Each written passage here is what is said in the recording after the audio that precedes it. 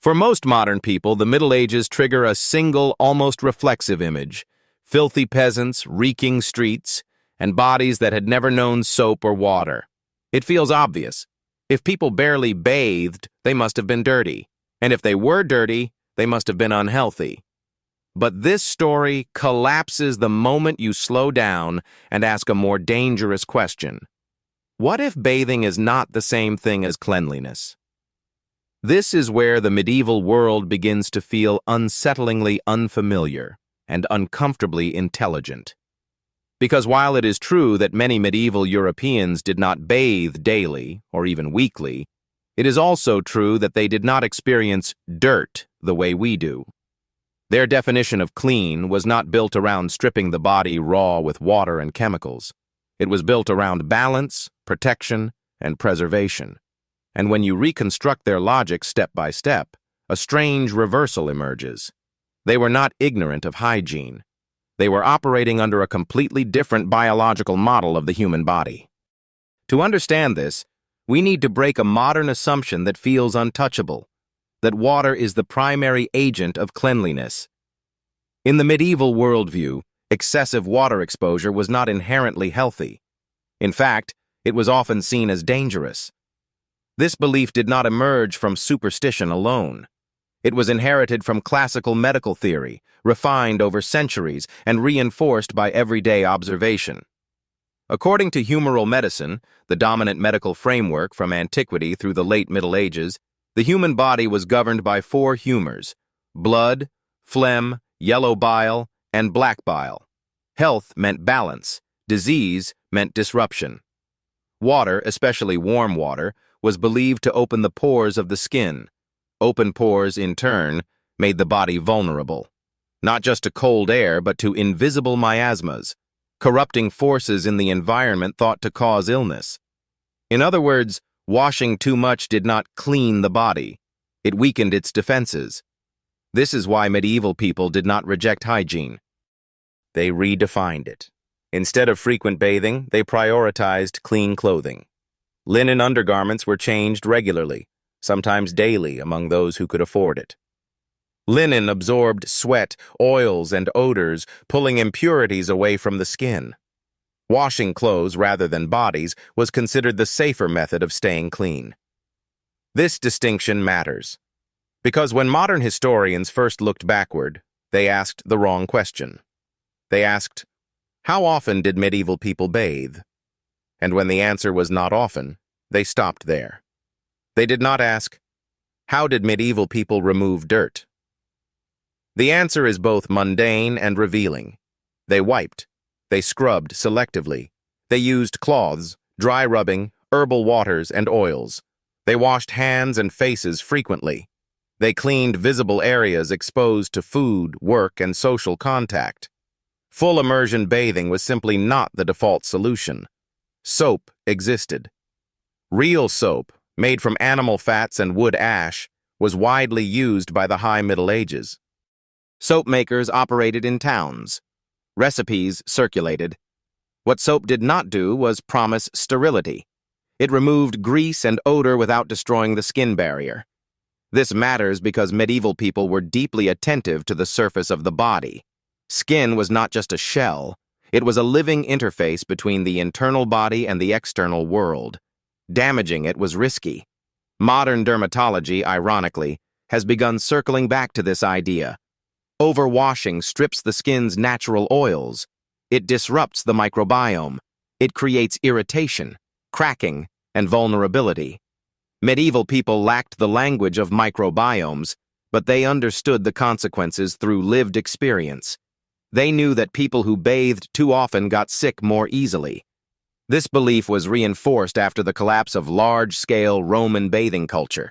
Public baths had flourished under the Roman Empire, but maintaining them required infrastructure: aqueducts, heating systems, constant water flow. As those systems decayed, so did the baths. But the disappearance of public bathing was not experienced as a loss of hygiene. It was experienced as a return to caution.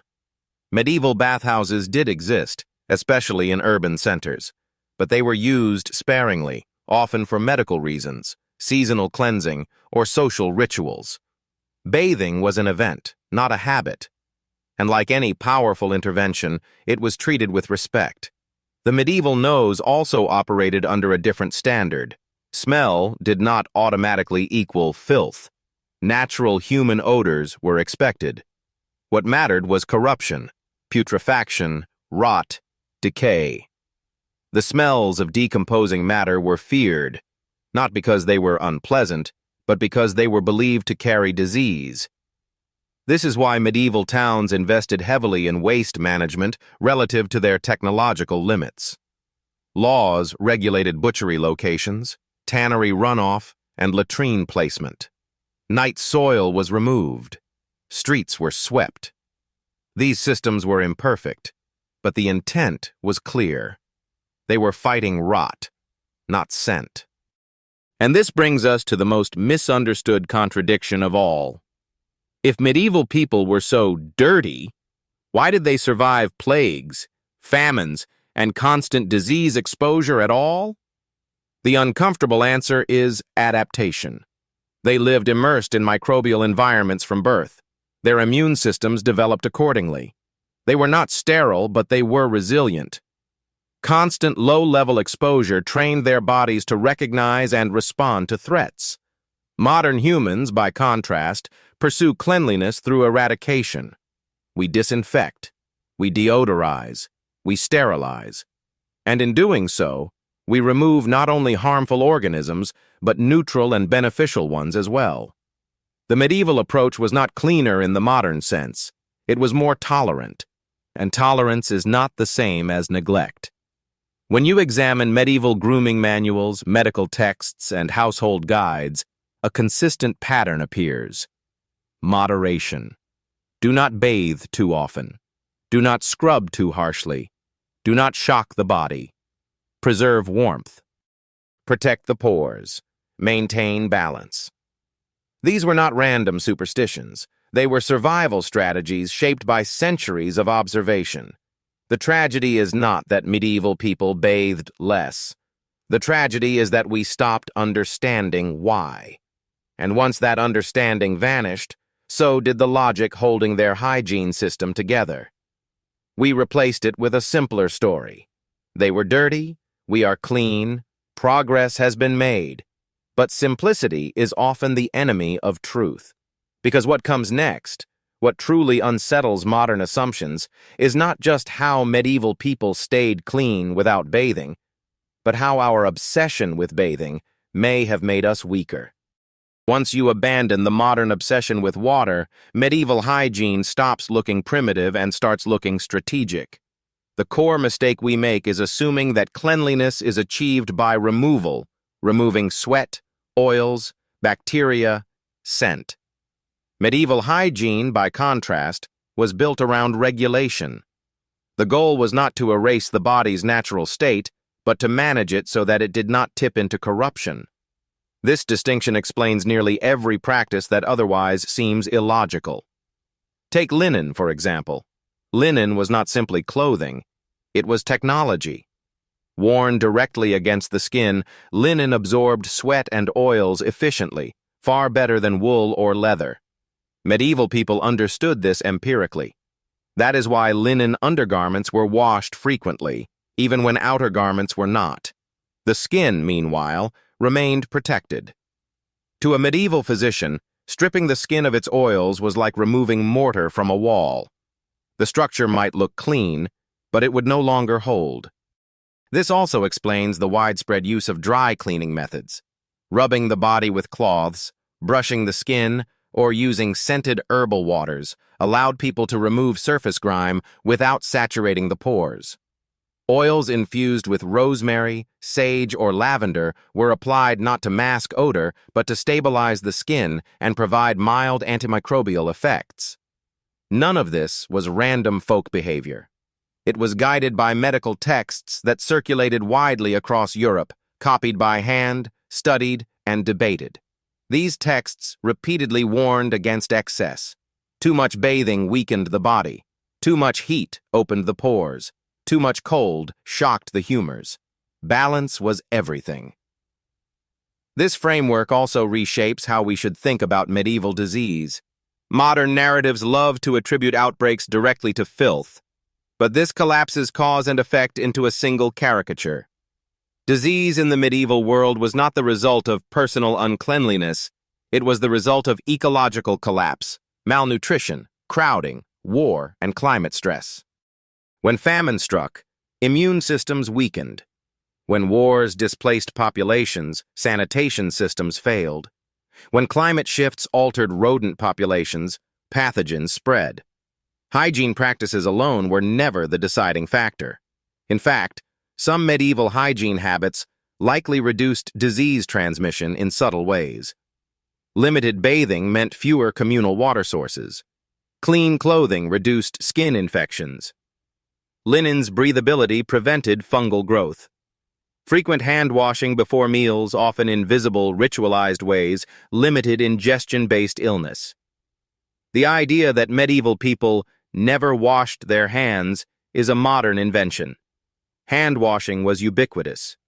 Before eating, after work, after bodily functions. Water use was targeted, not indiscriminate. This targeted use of water also reduced another risk modern people rarely consider: contaminated water itself. Medieval water sources were not uniformly clean. Rivers served multiple purposes: drinking, washing, waste disposal. Full-body immersion carried risks modern plumbing eliminates. Avoiding frequent bathing was, in many contexts, a rational response to environmental reality. And then there is the skin microbiome, something medieval people could not see, but clearly respected. Modern science now recognizes the skin as an ecosystem. Bacteria, fungi, and microbes compete, regulate each other, and provide protective functions. Disrupting this ecosystem through harsh soaps and constant washing can increase susceptibility to infection and inflammation. Medieval hygiene practices unintentionally preserved this balance. They allowed microbial communities to stabilize. They avoided daily chemical disruption. They favored materials, linen, wool, plant oils, that worked with the body rather than against it. This does not mean medieval people were healthier than modern humans overall. Life expectancy was lower, infant mortality was high. Trauma and infection killed millions. But it does mean that their hygiene system was not the liability we assume it to be. In some respects, it was more biologically aligned than our own. The real shift came not with better science, but with changing values. As early modern cities grew, cleanliness became visual. Smell became moralized. The absence of odor was equated with virtue. The presence of scent became a sign of disorder, poverty, or sin. This cultural shift accelerated with the rise of centralized authorities, both religious and civic, that sought to regulate bodies as well as spaces. Cleanliness became a marker of discipline. Later, with the rise of industrial soap production, cleanliness became commodified. Soap stopped being a tool and became a promise to erase. Erase scent, erase oil, erase bacteria, erase the visible signs of labor, environment, and biology. The body was no longer something to balance, it was something to control. From this perspective, medieval hygiene appears not backward, but restrained. They did not seek purity, they sought stability. And stability is harder than purity. Purity can be purchased. Stability must be maintained. This is why medieval people could live without frequent bathing and yet not be dirty in the way we imagine. Dirt, to them, was not presence, it was decay, not sweat but rot, not oil but corruption. Once you adopt this definition, everything else clicks into place. Clean clothes mattered more than clean skin. Dry warmth mattered more than wet sterility. Familiar smells mattered less than dangerous ones. And the body was not an enemy to be scrubbed into submission. It was a system to be kept in equilibrium. This worldview did not vanish because it was disproven. It vanished because it no longer fit an industrializing society that needed uniform standards, mass-produced solutions, and visible compliance. Bathing daily is easy to enforce. Balance is not. And so, Over time, the medieval logic was buried under mockery. They didn't bathe, we say, as if that ends the conversation. But it doesn't. Because the deeper question is not why they bathed less. It is why they understood the body well enough to know when not to. And that question points directly at us, at our soaps, our showers, our sterile ideals, and the quiet rise of skin disorders, allergies, and immune dysfunction that follow. The medieval world did not reject cleanliness, it rejected excess, and in doing so, it may have preserved something we are only now beginning to rediscover. By the time we reach the final turn of this story, one thing should be clear. Medieval hygiene did not fail because it lacked water. It disappeared because it conflicted with a new idea of what it meant to be civilized. The real rupture was not scientific, it was psychological. As Europe moved toward the early modern period, the body stopped being understood as a living system in dialogue with its environment and started being treated as a surface to be managed, inspected, and corrected. Cleanliness became something that had to be visible, measurable, and standardized. Water made that possible. A wet body looks clean. A scented body smells clean. A stripped body feels new. These sensations are immediate and reassuring. They do not require understanding balance, only repetition. And repetition is easy to scale. This is why the modern world embraced frequent bathing so completely. Not because it was inherently healthier, but because it fit the logic of industrial life.